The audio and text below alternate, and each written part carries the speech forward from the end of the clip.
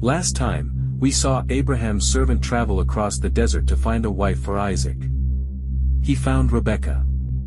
And when Isaac saw her, he loved her immediately. They married. Life was full of promise. But the story was just beginning.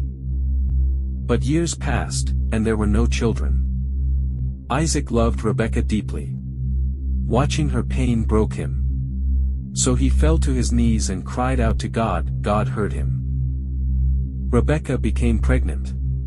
But the babies inside her were fighting each other violently. She was terrified. She cried out to God. And God answered. 2 nations are inside you.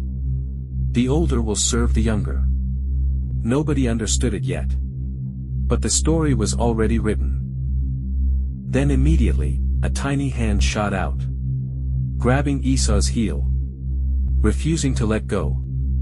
They named him Jacob, which means, the one who grabs, the one who takes over. From their very first second alive, the competition had begun.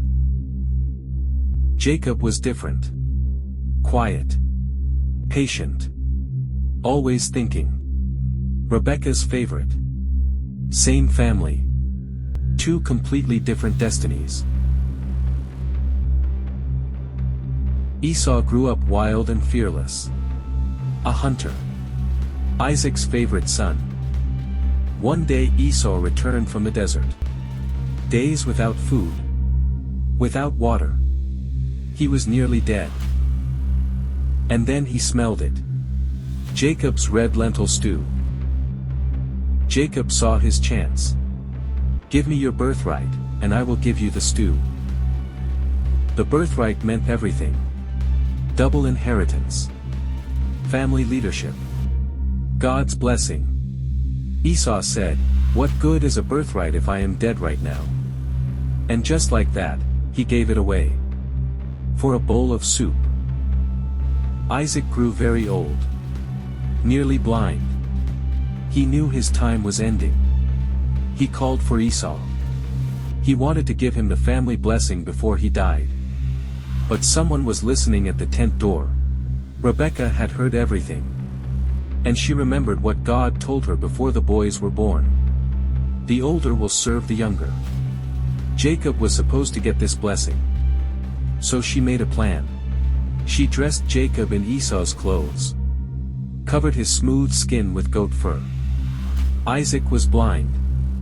He would have to use his hands to recognize his son. If Isaac discovered the truth, Jacob would receive a curse.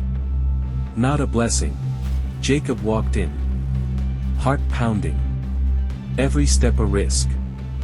Isaac was confused. The voice was Jacob's. But the hands felt like Esau. He asked twice, "Are you really Esau?" Jacob looked his blind father in the eyes. And said yes. Isaac pulled him close. And spoke the blessing. The finest lands. The richest harvest. Nations bowing before him. Anyone who curses you will be cursed. Anyone who blesses you will be blessed. It was done. And it could never be undone. Esau returned. Proud. Happy. Ready for his blessing. But the blessing was already gone. Jacob had taken it. Esau wept. Louder than anyone had ever heard a grown man cry. But what was spoken, could never be unspoken. Jacob had the blessing. But he had made an enemy of his own brother. Esau wanted to kill him. So Jacob ran.